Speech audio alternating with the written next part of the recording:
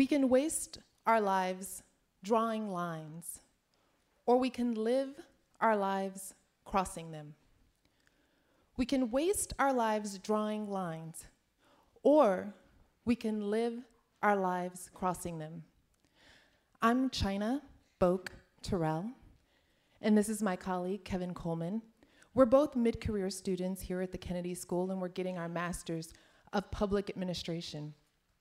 And we've chosen the quote that I just said because it represents exactly why we're here tonight and why our illustrious moderator and our panelists have come.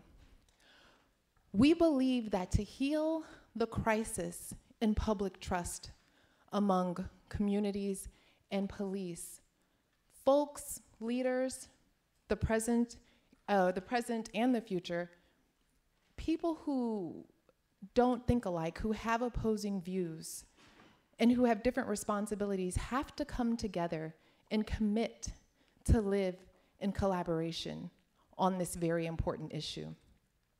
So this is the idea that we pitched to the Center for Public Leadership and to the Office of Student Services, that we wanted to bring leaders together to train each other on how to bridge the divide. And we were fortunate enough to be one of 3 groups selected for the Dubin Leadership Service Seminar Award.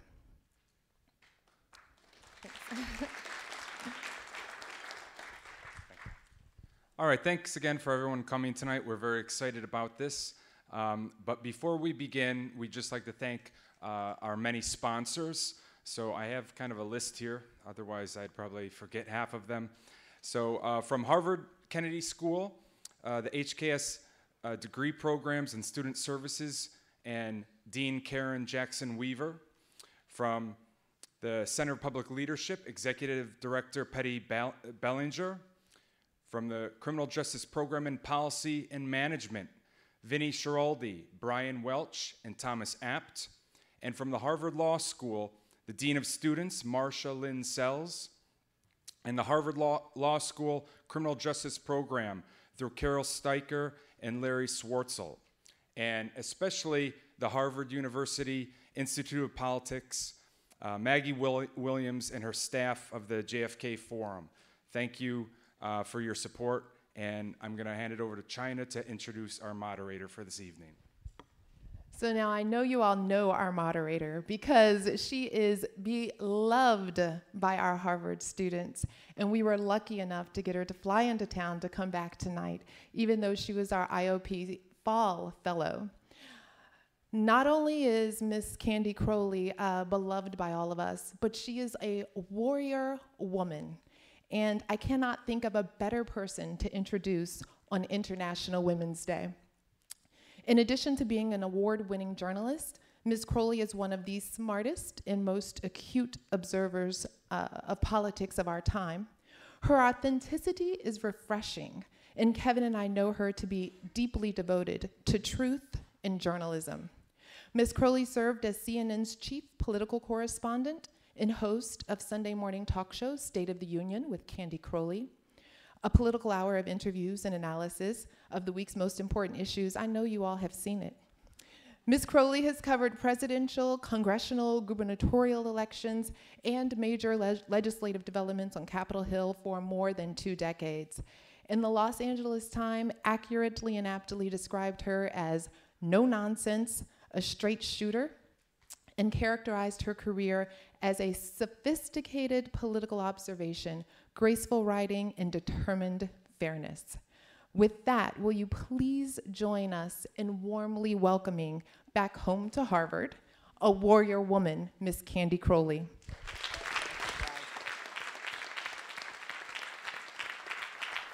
Thank you. China and Kevin, thanks for asking me to do this. And the truth is, whatever she said is so dwarfed by the experiences of these 4 panelists, and it's really the reason I came, because these are the sorts of people I learn from. They come from every walk of life. Please look at your programs where you will see a lengthy description of what they have done. Here to my immediate left is Garry McCarthy. He has headed up police units and has been chief of police from, you were deputy commissioner in Newark, came in, crime rate went down during your tenure in Newark, and then in Chicago, the tenure of which ended in December, and we'll get into that a little bit. You probably have heard a little bit about it in the news.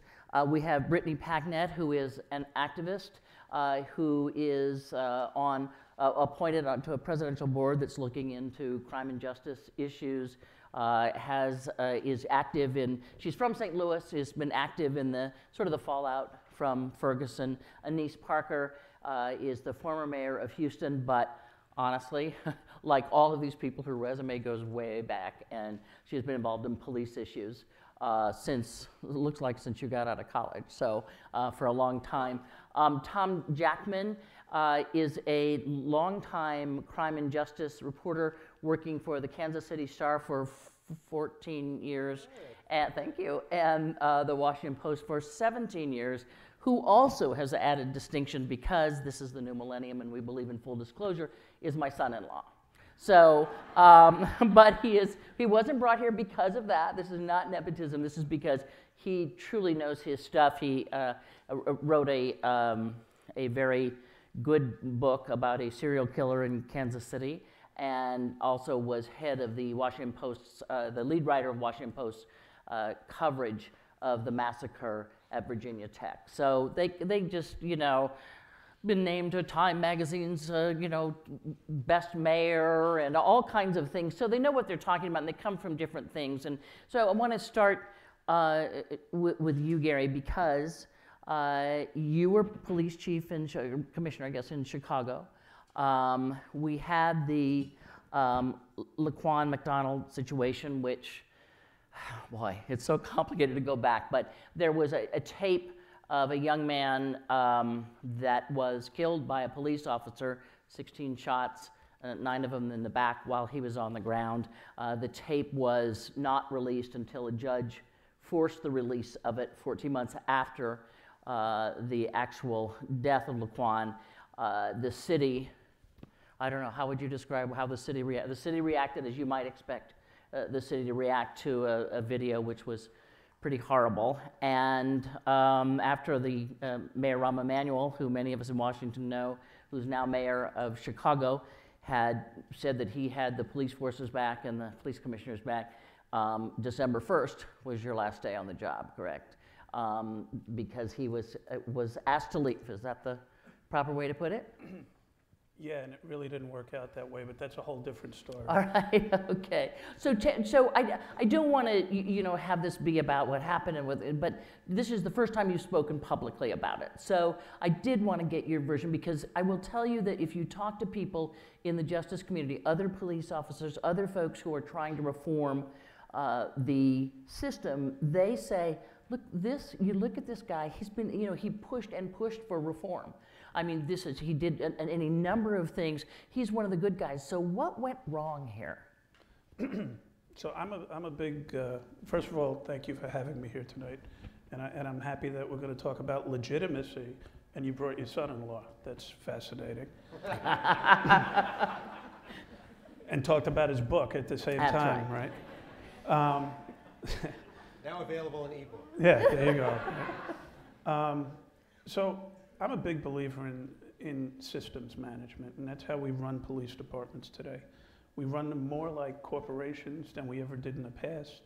One of the questions somebody recently asked me was, how has policing changed since 1981? And the biggest thing is the fact that police executives, back in 1981, I would draw a correlation to being akin to a tribal leader rather than a police executive. We're better educated, we're involved in police theory, and we exchange best practices. So the system in Chicago is not designed to produce the results that people want. I was hired 5 years ago to come in and reduce crime while at the same time reforming the Chicago Police Department. And without getting into the details of how we did it, we had pretty good results. We had about a 40% reduction in overall crime in the time frame that I was there. In 2013 and 2014, we had the lowest murder rate in Chicago since the mid-60s. But the thing that you don't hear about that I'm most proud of is we had In 2014, for instance, a 50% reduction in complaints against our officers by civilians. And in 2015, another 50% reduction compared to 2014. But the number one figure that is not out there, and it all goes out the window when you have a bad case like Laquan McDonald, is the fact that police-related shootings were reduced by 68% during my tenure based upon policy, supervision, and training. So what went wrong? I'm just setting up what we did. I didn't tell you all the details of that.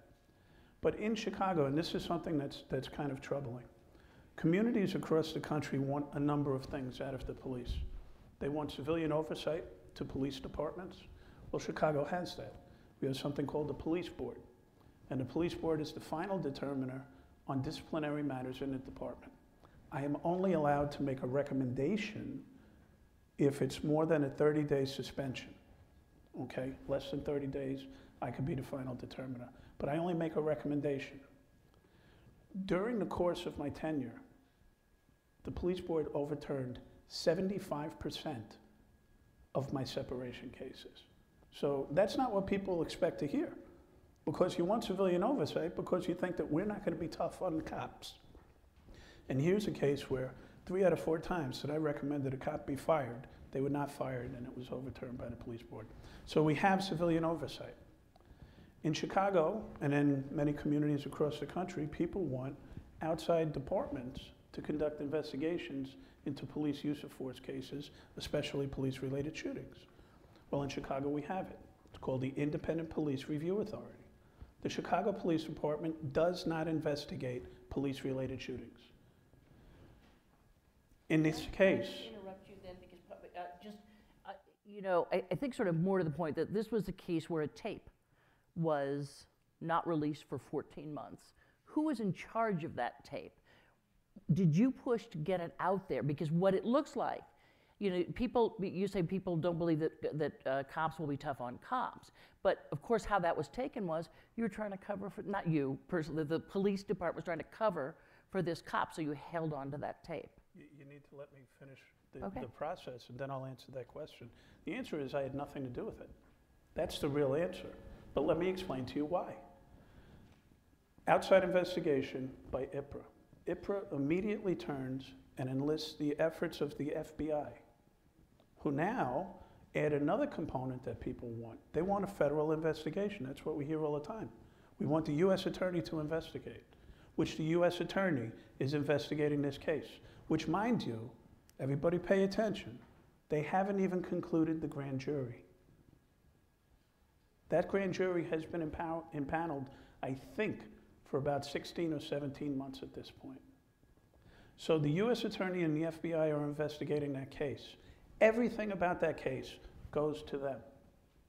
I saw the tape the next day because I implemented a policy that every police-related shooting, I get a briefing the next day.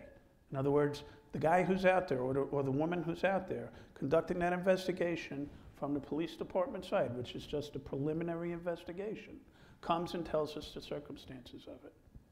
I saw the tape the next day.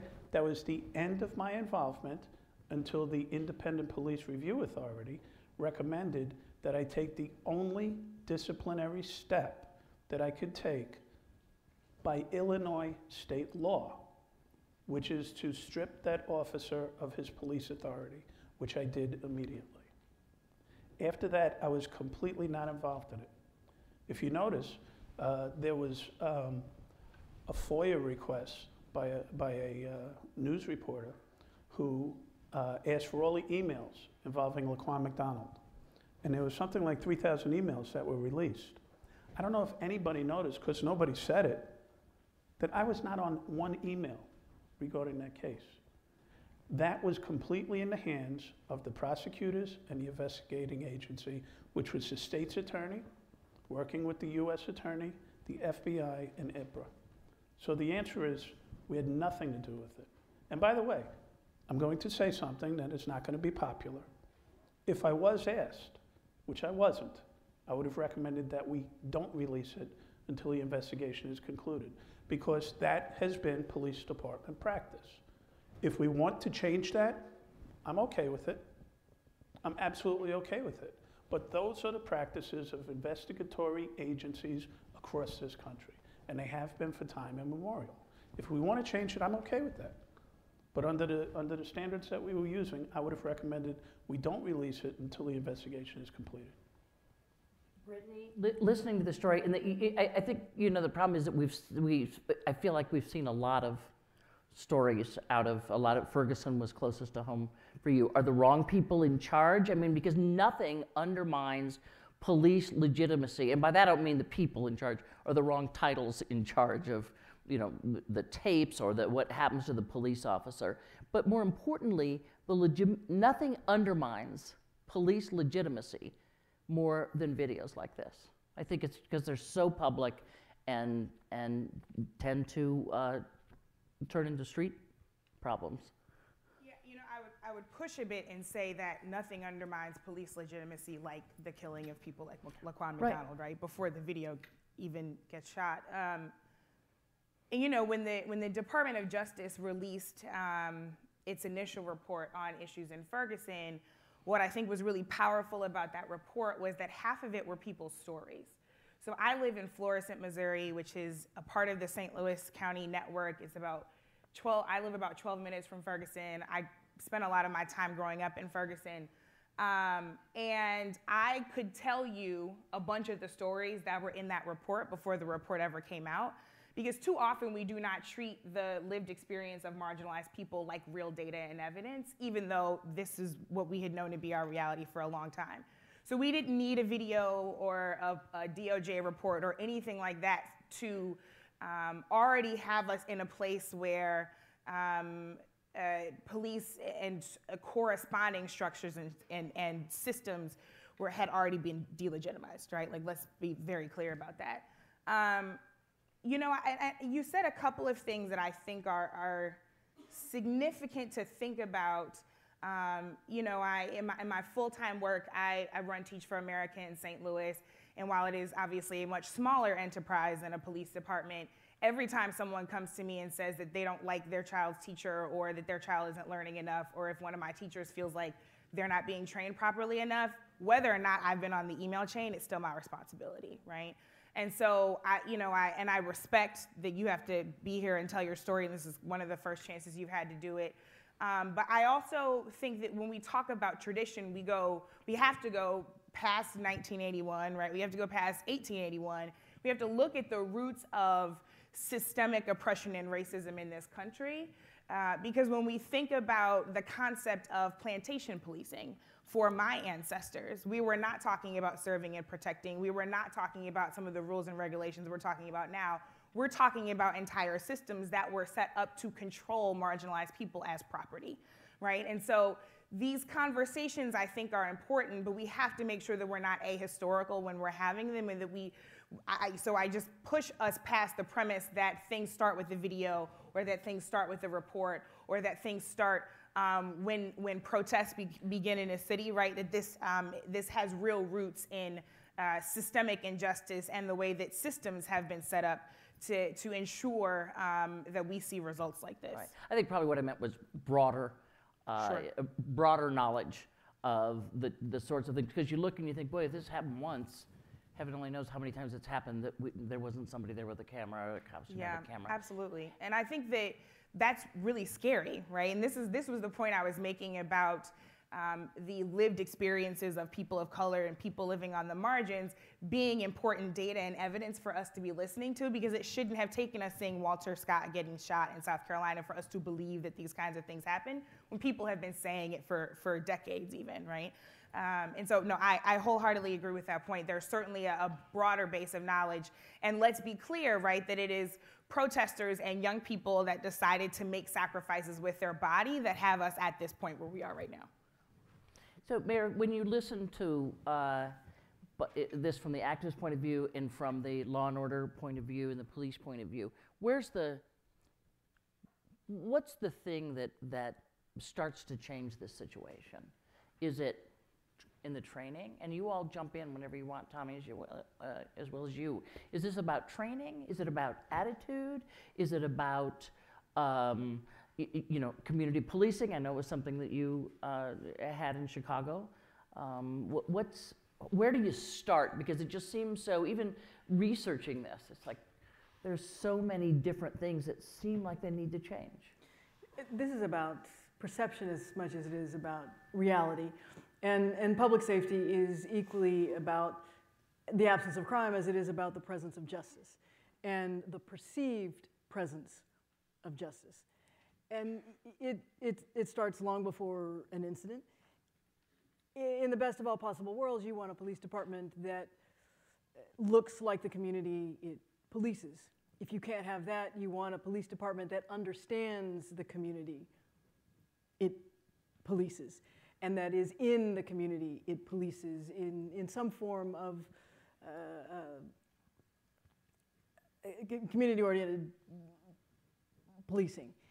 If it's about, but it's not just about that. It's also about the kind of training that officers receive, the discipline structure within the department, the feedback loop from the community to the department, and it all has to work. And why we should be surprised when some element or another of that very complicated feedback loop gets out of whack. And then when you put that in the historical context, it's actually probably more surprising that overall it works pretty well until there is some spectacular incident that causes everybody to sit up and take notice. The two, in my time as mayor, we had well over 100 police shootings. Two that stand out. One was a gentleman by the name of Brian Clonch, who was a paraplegic, one arm, one leg, in a wheelchair, armed with a silver ballpoint pen. Now, it was in the middle of the night. It was in a dark house, no lights, and he suddenly wheeled his wheelchair and trapped a police officer in a corner, wielding what all the police officer saw was this ballpoint pen. In any police department in America, that is a justified shooting. He was trapped. He shot and killed. The officer was trapped. There no other witnesses but another police officer. The fault is on the officer for allowing himself to be put in that position in the first place. Now, we also had an incident which is not a police shooting but a police beating caught on videotape, a young burglar by the name of Chad Hawley. And I call him out specifically as a young burglar because he's been caught a number of times since then. But it was a TAC team, which means it was a special police unit trying to knock down burglaries in a community, and they were watching a neighborhood, and they saw the burglary. They chased the suspects. The suspects jumped out of the vehicle, ran in different directions. Chad Hawley happens to be caught on a security video camera, and I watched the video soon after we received it. He gets the ever-loving snot beat out of him by police officers, kicking him, punching him, jumping on him. We would not have known about it except this. We found out about it because a police car tries to box him in and knocks down a portion of the fence for Uncle Buddy's You Store It. And Uncle Buddy's wants to know why their fence was damaged. And so they review the videotape, see the beating, and send it in. But to the chief's point, my chief fired every one of those police officers. A civilian arbitrator put them back onto the department. Now they're going to spend the rest of their careers in the property room, but they were put back on the department. I think the police don't do a great job of putting their side of the story out. I don't understand how you could be the fall guy for something that you weren't involved in, right? You weren't investigating the shooting, but yet you were put out of a job by the mayor. I don't get that. I think that a lot of the times the police do not manage their message well. I've heard from many police chiefs about how, and you and I were just talking about this too, how strict they are with disciplining their own people. I think it would surprise the public to know how many police officers get fired for dishonesty, just basic lying without ever touching another human being, because police chiefs don't stand for that stuff. And the things that you said about 3/4 of your recommendations being overturned by the civilian board. I think that would be fascinating to people. And I think that the public in general wants to believe in their police department. They want to be, they want to feel like the police department represents them. They don't want an us against them relationship. And I don't think that in a lot of cases the police do a good job, that they're often too hesitant or slow to get their version out. I've often wondered what would have happened if the Ferguson police had been, I don't want to say aggressive, but maybe more efficient in presenting their version of events before their city burned. I don't know. Maybe they felt like they couldn't do that. I'd be interested to hear what you would have done in that situation. But you know, they also had a lack of legitimacy in terms of their own you know, connection to the community. In fact, they had none. And so that was already a tinderbox waiting to explode. And their response to that situation was to leak a video of the kid in a convenience store.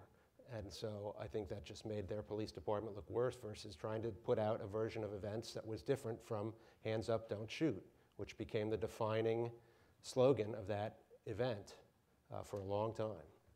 Oh, wait a minute. The police department doesn't have a position that the mayor doesn't approve of. Because what happens is if the police chief gets out in front of the mayor, that police chief is out of a job. This is a political context. And as much as you want to say, yeah, the police department needs to get their message out, and I agree with you, they need to do a better job of that, but this is a political system, and that it is about the political fallout around it, the perception of what happened as much as the reality of what happened. But you wouldn't hinder your own police chief from putting out a message, would you? Sorry, Brittany. No. Okay. Not Chuck McClellan. You know my chief. Go ahead, Brittany. Given the reference to Ferguson, you know, I will say that before there was any communication from the Ferguson Police Department, peaceful people decided to come out of their homes to figure out what was going on, and the department's response was to bring German Shepherds out in an African-American community, right? So forget about sharing a message. The continued actions, not just about what Darren Wilson did to Mike Brown, but for all of the subsequent weeks in which peaceful protesters were treated like enemy combatants instead of democratic citizens, that was when we continued to have a challenge, right? What I am hearing, though, is in the place of common ground that I'm hearing that may be explicit or implicit, is that we are all referencing systems that are larger than the police department that are contributing to this problem, right? We have to be talking about municipal governance. We have to be talking about criminal justice systems. We have to be talking about municipal courts. A lot of the things that Ferguson helped shine a light on. We also have to be talking, to your point, about how we are building strong and safe communities from the ground up, because I don't actually want to be out there protesting, right? I've been tear gassed 3 times in my life. I was at the hospital last week because I was having chest pains because there's bruising in my lungs, right? And there are young people, right? People half my age, people twice my age, people 3 times my age that are still dealing with the effects of that. So we are doing this because we have to, not because it is enjoyable or sexy for us, right? And I think we would all love to get to the place where we don't have to have conversations about the effects of over-policing communities from the top down, because all of these systems that were built to work against us are actually working for us to be building strong communities from the ground up, especially for marginalized people. Chief, I think you agree with that. It was funny because one of the things when I read some of what Brittany has written, she made the same point that you made to me on the phone, which is, yes, the police are certainly a part of what's wrong, but this is rage and protest against a system, not just the policing.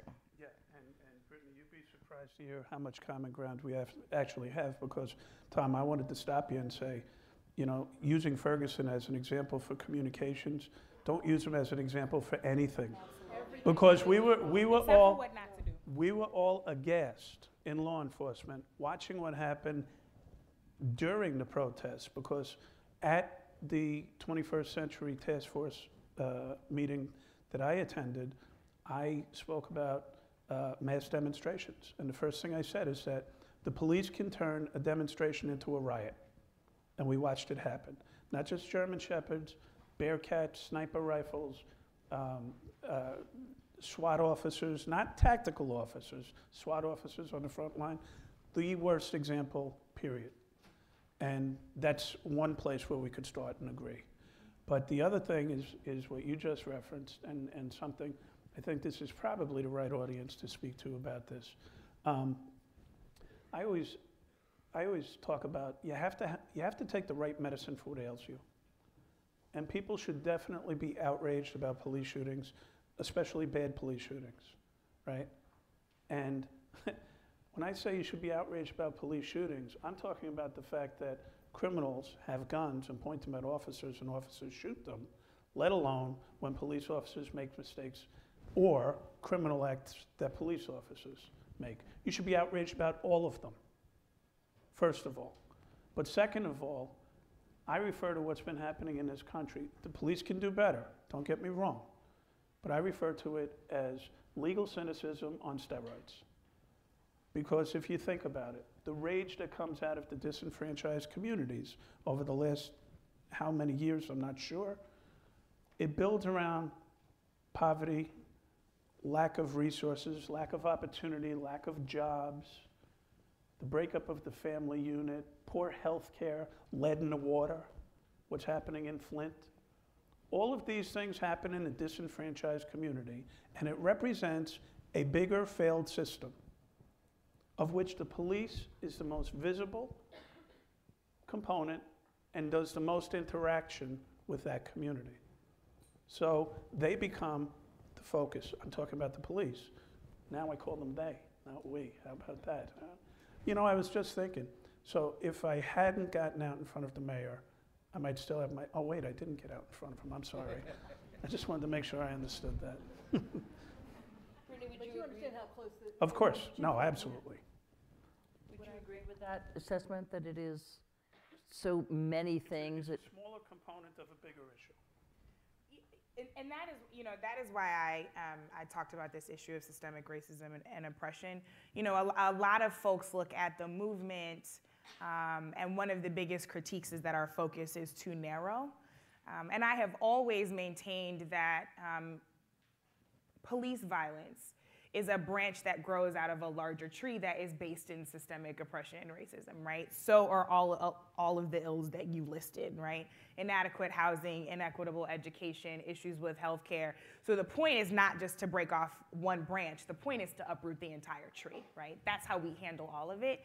I think the one place where I would disagree is that, you know, I honestly, and I walk into schools every single day and I, you know, teach the teachers that come into our region in St. Louis every single year about the ways in which tax and housing patterns very intentionally put certain kids in certain schools, and then services left those neighborhoods and went to other neighborhoods where there was affluence, right? So I actually wouldn't say that the systems are broken. I would say that they're working exactly as they're intended to, that they are punishing the same people that they've always been intentional to punish, which is part of the reason why this incredible act of democracy that we are seeing all over the country, including here at Harvard, right? And the way that students here have stood up for not just symbols of oppression, right, but actual oppression that you all are facing on campus and in this region have been incredibly important because that is the full exercising of democracy, right? And actually coming outside of these spaces that are continuing to harm us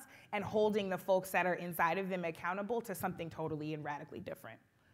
Go from the sort of the macro, assuming that we can't tonight fix the system, and go back down to sort of the first steps. Police recruitment. Is there anything that needs to be fixed about the way most communities recruit? I know Tommy, you and I have talked about the fact that military people are almost always, yeah, come on. And then we wonder why Officer Friendly turned into G.I. Joe. The kind of thing you're talking about in Ferguson, all of a sudden the tanks are out and the, you know, all that kind of stuff. So what about recruitment needs to be fixed? First of all, a better racial divide. Well, we've been looking in law enforcement for who has the best model. I said we share best practices. Who has the best model as far as recruitment goes and what we could do. Some places claim this works, other places claim this works, and the search is on. There's not a department in the country that I know of that is saying, we've got the best recruitment policy, this works. What I keep hearing is we're failing. So they are in search of that. I was. I don't know what the answer to it is, honestly. What I did was, I'm sorry, Mayor. There's certainly a self-selection problem. those who are drawn to police work may not be the ones that you necessarily want to fill your ranks with. And yes, it's very easy to recruit out of the military, and because you have someone who's disciplined, someone who generally would have a good record, they could pass your background check and so forth. But law enforcement and soldiering are different occupations. And that's reflected in present philosophy. We're going from the warrior to the guardian. I'm sure you've heard about that. Training officers in a different fashion, not necessarily the way that I was trained in 1981, when police assassinations were still happening across the country. So that is a whole different philosophy that they're pushing. And Chief, wouldn't you say that when I first started looking at police departments in the early 80s, and I was a liaison for the GLBT community in Houston, to the Houston Police Department, long before I got into politics, and it was about a police officer was supposed to be in charge of the situation. You come in and you take control, and now it is you come and you assess the situation, and you it's not that I'm going to go into the middle of it. There was a study that was done by the FBI years ago where they interviewed, I think it was 50 separate persons who were convicted of murdering a police officer, and they did it across the country, and there was only one commonality that they found, because they were looking to develop tactics that officers could use to protect themselves. And the only common factor that they found was the fact that the officer didn't take command of the situation when they first got there.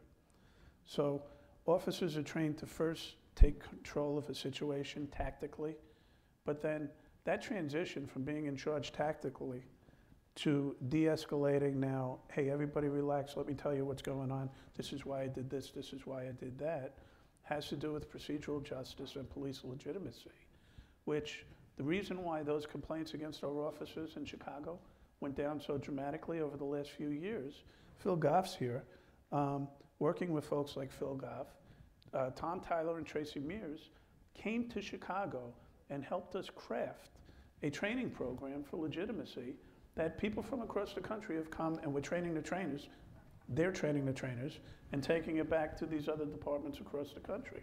It's about giving people a voice, and it's about every interaction being a teachable moment. And the question is, what are you learning and what are you teaching all at the same time? But that danger zone at the beginning of a confrontation or at the beginning of an interaction is the flashpoint that has to somehow get dissected and come up with a better way of doing it. But what you talked about, coming in and taking tactical control and then shifting to the de-escalation techniques and moving into that is a training element that has changed in policing, and we are going to have to, I think we also need to take a step back and have that conversation. What is the citizen's responsibility in these circumstances as well? It's not just about the police officers, it's also about those who encounter police officers. To a certain extent, legitimacy has to come first, because you can't, if you have entire communities or pockets in communities that that think the police have overused their power, abused their power, don't come by it, in a way that's justified, it's a little hard to say, now I want you to recognize that this is the legitimate use. The badge just isn't good enough at this point. No, I would say safety comes first. I mean, I'm sorry to disagree with you, but yes, you want the legitimacy, but the safety for all concerned ought to be. I want to agree with Brittany again. I want to agree with Brittany again, because something that I talk about, that's because you don't know me that well. We've talked before. Not like this. One of the things that I talk about constantly is the fact that the experience of the African American community in this country started with slavery being written into the Constitution of the United States. We're not going to reverse 300, 400, 500 years of history, which will provide us with legitimacy. And who was it, as we move forward, whether it was segregation, black codes, Jim Crow, all of those racist policies that were law? That's right. Who was enforcing it? That's right. That's right. It was a white police officer. So at the end of the day, that narrative exists in the community. I realized this years ago. I'm going to skip the story, but it had to do with my dad being a World War II Marine. And 45 years later, couldn't let go of it. And it dawned on me that the Civil Rights Act was signed in the early 60s. Early 60s. I was alive. A lot of you weren't. Early 60s. We can't reverse that. That's one thing. Now look at some of the experience of some of the Hispanics who come to this country and police legitimacy. What's the experience of people in Mexico as far as police legitimacy? Or South America? So at the end of the day, you can't say that it has to come first. There has to be a recognition of what occurred. It has to be an understanding that some people come to the table viewing history through the prism of their parents and their parents' parents. And this is the way they learned it. Can't change what happened. We can change what's going to happen, though. It also turns the concept of safety on its That's head, like right? 2 or 3, Because when Brittany, I want you to know. Noted. You know, but that also turns the safety the concept of safety on its head, right? Because when I have a lot of friends in DC. I lived there for almost 6 years. And the mayor there proposed that one of the ways to handle an increase in crime that they feel that they have traced to returning citizens, right? So formerly incarcerated folks re-entering the community. They've traced this increase in crime supposedly to them, and the solution that was proposed was to have more police on the streets. This was proposed just a few days or weeks after Natasha McKenna was killed in a Northern Virginia jail. And so a number of these protesters got up there and said, I don't feel more safe with more police in my community. Actually, I feel less safe, right? And that is not just because these were some of these are folks who have decided to make their voices heard and have, like many of us, received retaliation from folks in places of power because of that, but just because they're everyday people who endure stop and frisk, right? Who endure a lot of these practices and procedures that have made them afraid in their own communities from uniformed officers. And so I just want to challenge that notion of safety, because it doesn't mean the same thing for everyone, given who you are and where you come from. And I don't think that that's what you were asserting, but we have to complicate what safety means, because it means different things to different people. And I also, you know, the first meeting of the President's Task Force, we were also in DC, and I asked the head of a national police union if citizens and police officers have an equal amount of responsibility in these situations, right? Because we so often hear this phrase, you know, trust, right, and community police relations. And what troubles me about what I think sometimes is hidden behind that is the idea that these folks are equal participants in this relationship, right? But all Michael Brown did was jaywalk in a street and be born into a black body, right? He didn't choose a certain profession. He didn't take an oath. He didn't pass any kind of licensure exams. He didn't have to graduate from a certain academy. He was not the professional in that situation. And so as we talk about these issues of recruitment and training, et cetera, there also has to be a recognition that a public servant of any kind, a police officer, a teacher, a mayor, whomever it is, derives their power from the people. And if they can't enter a situation respectfully with those same people, then they shouldn't be in that profession, because they have additional responsibility in that situation. I just want to get you in on this, and then I'm going to turn and let the audience ask some questions to you all. Let me just first tell you that there's a microphone here, there's a microphone here, there's one in the general direction I'm pointing, and then another one over here as well. But on the idea of, I mean, it sounds to me like chicken and egg, right? Like it's hard to know where you start in terms of solutions. Start by recognizing where we came from. Well, practically speaking, okay, practically speaking, how does that begin? Like who recognizes what going into these communities? Yes, absolutely. I've had that conversation across the city of Chicago. Except then we saw what happened in Chicago you know, after the tapes were out. What does that have to do with the history? I don't understand. But that there were protests, and if you go back and look at the news, I said we will have protests, but we're not going to have riots, because we're going to be tolerant. We're going to protect the First Amendment rights of those protesters, and we're going to be intolerant of criminal behavior. That's exactly what happened. Now, in talking to people across the city, what progress did you make? How do you think that, how did you do? What progress was made when I was there? I have gotten universal support, Tom, from every single person, black, white, green, purple, across the city. Everybody who I've run into, not one person has said anything negative to me. So the progress was being made. Right now we've got a 120% increase in the murder rate in the city of Chicago.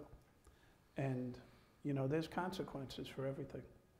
And whether it's my firing, whether it's the police officers who now feel, you know, my colleagues across the country, folks like Tom Manger and Chuck McClellan say things to me like, well, Gary, if they got you, and you were one of the most progressive, reform-minded police leaders in the country, then they can get any one of us. And then the police officers in Chicago are saying the same thing to me, which is, if that's how you were treated, what would they do to me?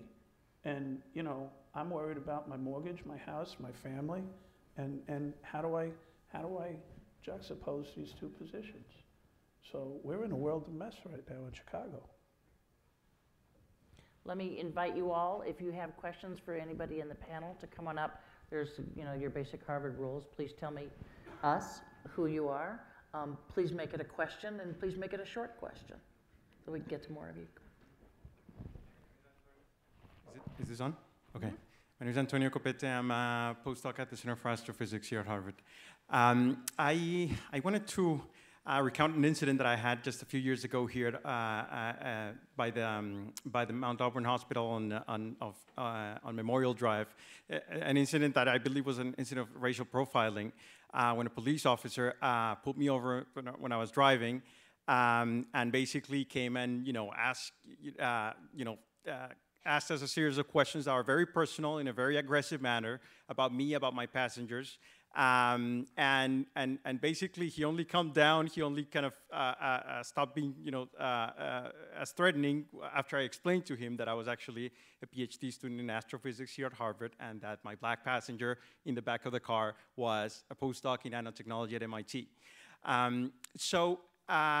In the end, he told us that the reason he had pulled us over was because supposedly the lights on my license plate were off. Which actually turned out to be a lie, because the lights were actually working. So the next day I went to the police station right across the river to report the incident, to say that I had been the subject of an incident of racial profiling. And the first thing that came out of the mouth of the officer that was receiving the report was, "Oh, so you're playing the race card, right?" I mean, that was the first thing that came out of his mouth. And basically what happened at the end was he refused to take the incident that he refused to take the written report that I was there to file. And also he was basically trying to make me feel bad and telling me that I was being disrespectful to the work of the police, and that I should rather be grateful that I didn't get a ticket for that incident. So my question is what are the standard police practices around the country when it comes to reporting this kind of incidents of racial profiling? Because at least in my experience, it seems that there's the culture seems to be a culture that doesn't even encourage reporting of these incidents or collecting this data. This incident that I just recounting, it doesn't appear anywhere, because the police officer refused to actually even take the report. Well, all I could say is, first of all, it sounds like that shouldn't have happened. Second of all, what I could tell you is that in both Newark and Chicago, we used to have a program where undercovers would go in and report incidents to make complaints and find out if they were reported. And when they were not reported, we took disciplinary action against the officers. So I can't say what the standard procedure should be, that somebody wants to make a complaint, you take a complaint, period. That's the standard that we use in the NYPD.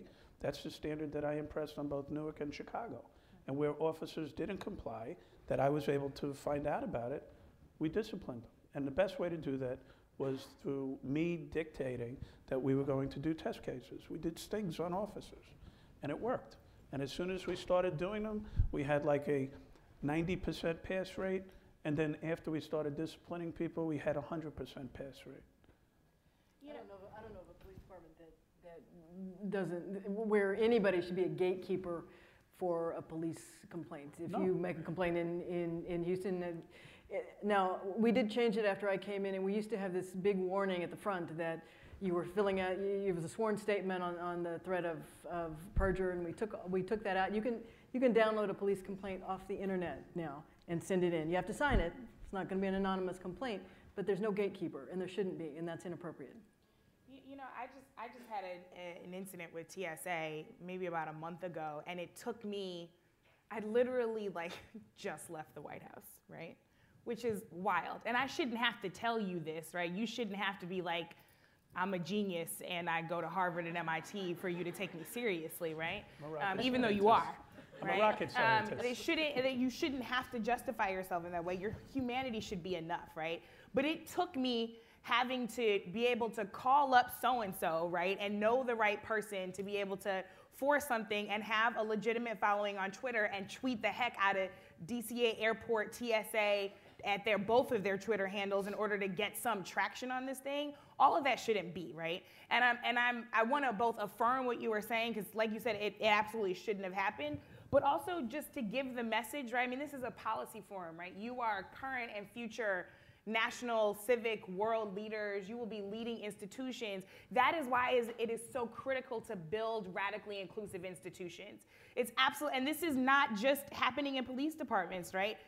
2,000 kids from Boston Public Schools were out in the streets protesting yesterday because they felt like a school system that's supposed to be the center of democracy wouldn't even let them engage democratically, right? So they had to take their fight to the streets because they couldn't even get their fight addressed in school, right? That is a problem. And so as you are thinking about the work that you do now and for the rest of your life, I hope that you enter that work with a totally different mindset. Instead of being a gatekeeper to tradition, that you are actually building a radically inclusive society. We are actually building an inclusive society. Tom, do you want to get on this one?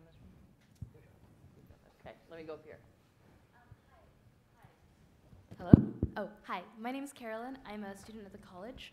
I was curious to hear what your thoughts are on the Peter Liang case in New York, and how that's been handled by the judicial system and the public backlash, both in support and against the officer. I don't know this case. I don't know a lot about it except what I've read in the news, and we know that's always true, right? Thank you.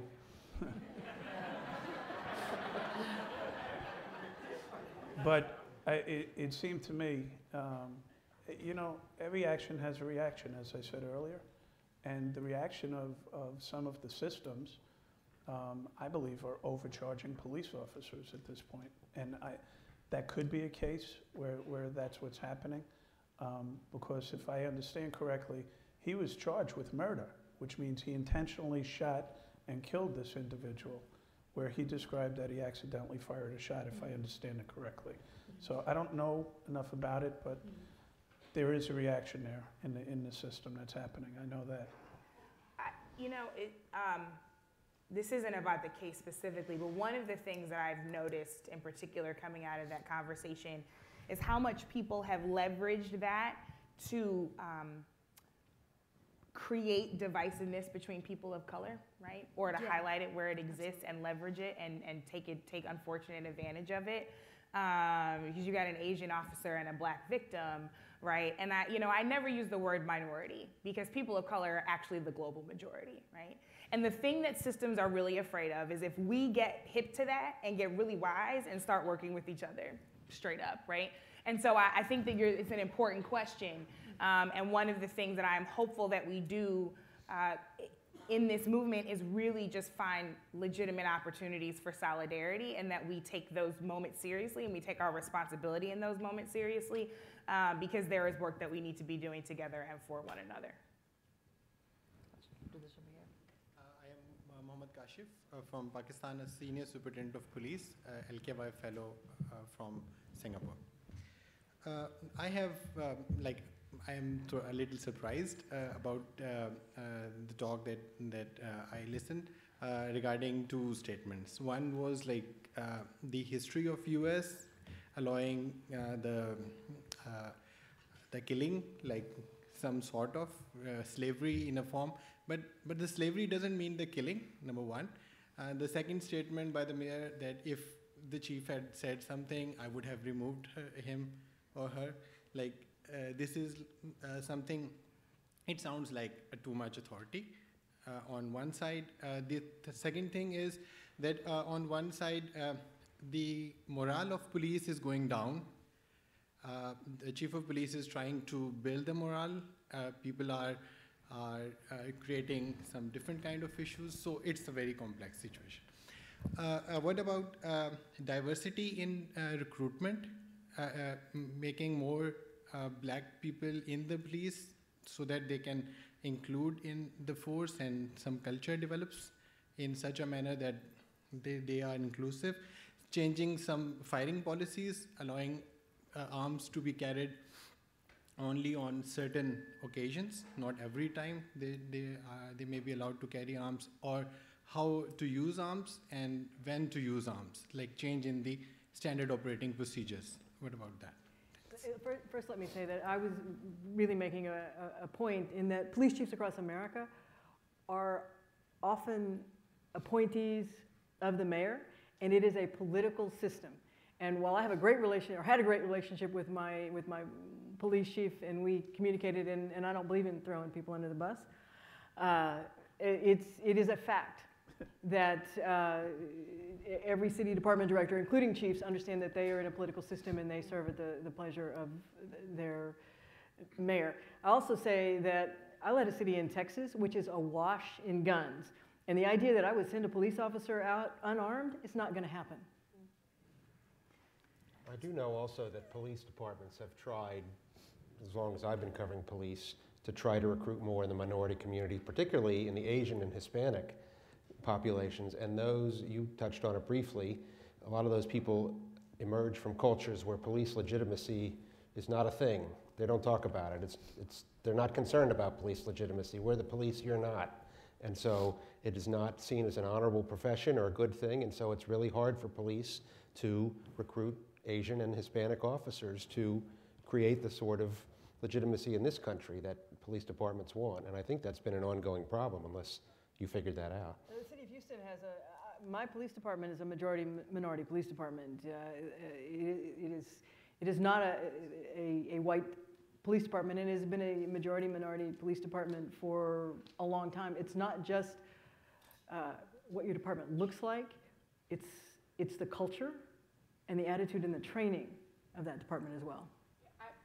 I would agree with this point about it not just being what the department looks like, and I make a lot of comparisons to teaching because I just really love kids. But in the TSA incident that I was referring to, that was carried out by a black officer, right? And I will never forget when I first started as executive director of TFA in St. Louis 3.5 years ago. We had a teacher who was supposed to be the answer, right? Teach for America places a really large emphasis on recruiting and selecting a very diverse cadre of teachers. About half of our teachers, incoming teachers this year, were people of color, which is a real overrepresentation, and we do that on purpose. But this woman was supposed to be the answer, right? She was teaching at the middle school that she graduated from in an unaccredited school district. She was an African-American woman, came in with a lot of the right mindsets about justice and the importance of education in that, and understood her role in that. And yet she ended up leaving about a year into the 2-year core experience.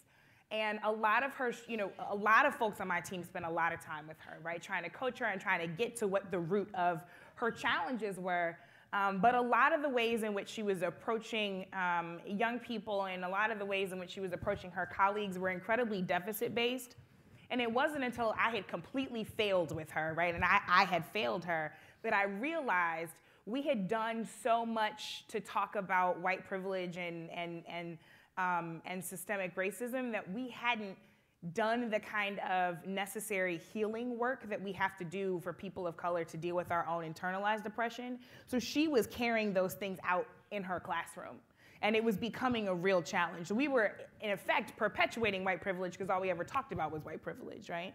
And so it wasn't enough that she reflected the community that she, in very literal ways, reflected the community that she was serving. It wasn't enough that we had a more diverse corps every single year. We also have to make sure that we engaged in, and now we do an entire series that is deeply embedded in our training on racial identity development based on Dr. Beverly Tatum's work and some others, so that people are understanding fully who they are and all of the things that they bring to this space, whether it's the internalized stuff, the biases, whatever. Because yeah, it's not just about what you look like, it's also about how we are building you to go and be a professional in certain spaces. And I promise you 30 seconds or less. Just on the flip side of that, there's other things besides what you look like or what race or ethnicity you come from that has to do with the way that you can police. New York City had one of the worst horrific incidents of police brutality in the history of policing, in the Abner Louima incident in the 7-0 precinct in Brooklyn. And in the wake of that incident, the NYPD sent a new commander to the 70th precinct. Me. And obviously there was enormous racial tension at the time. Don't shake my genetic tree, because you'd be surprised at some of the things that would fall out. But at the end of the day, I was able to accomplish things that other people there, whether they were African American or whatever race they were not able to accomplish. So it can actually happen. Let me go up here. Try to make it short, because I'm going to take the 3 standing, but we're going to run over time. So sorry. So Oliver Ho, international development student here at the Kennedy School. It seems to me that the way that criminal justice proceedings are proceeding is kind of hurting both reform-minded police departments and the communities in which some of these incidents are happening. And I just want to hear from the panel what changes they would see concrete, given the difficulty in reforming some of the control systems they would like to see in terms of the process, the speed, and the standards that are put in place regarding some of the police violence incidents. We're going to spend a whole lot of money on body-worn camera systems, and with the idea that if we just have a picture of what happened, that'll solve the problem. It will reduce complaints, it will reduce shootings, but it will create a whole separate set of problems. And policing is the single most expensive item in any city budget. And when you add all of that video evidence that we're going to have to retain, it's going to shoot the cost of policing up dramatically. There's one thing that's going to change in the future. I'd like to say that police reform is in fact happening, and it has been happening. When the 21st Century Task Force on Policing that Brittany was a part of was published, the Chicago Police Department had already implemented 92% of the recommendations in that document. And the other 8% were against Illinois state law or contractual obligations. The police executives of today are not the police executives of yesterday. Chuck McClellan is a mountain of a man, and he's one of the most intelligent, articulate men that I've ever met in my life. And he's thoughtful, he's intellectual. Now, it doesn't mean that bad things aren't going to happen, and when they do, we have to take the right measures. One of the things that people love to say to me in Chicago, they say, man, you got screwed, but somebody had to take the hit. I said, you're right. And the person who's going to take the hit is going to be the person who committed the act. And at the end of the day, police legitimacy in Chicago took an enormous hit, and people are dying at record numbers right now as a result. There's a consequence for that. We have to recognize that if we don't like the way the system works, change the system, right? I described to you that all the things that people wanted from police oversight and outside investigatory agencies exists. And at the end of the day, they didn't like the results. And somebody had to take the fall, somebody had to take the hit. Hi. Go ahead. I'm sorry. Go ahead. I really want my answer to be to stop electing racist people to be county prosecutors, which was our issue in St. Louis. I absolutely agree about changing the system. So I work with a group of 3 other activists on a platform called Campaign Zero. We've got 10 policy buckets toward ending police violence in America. The 10th one always surprises people because we call it fair police union contracts.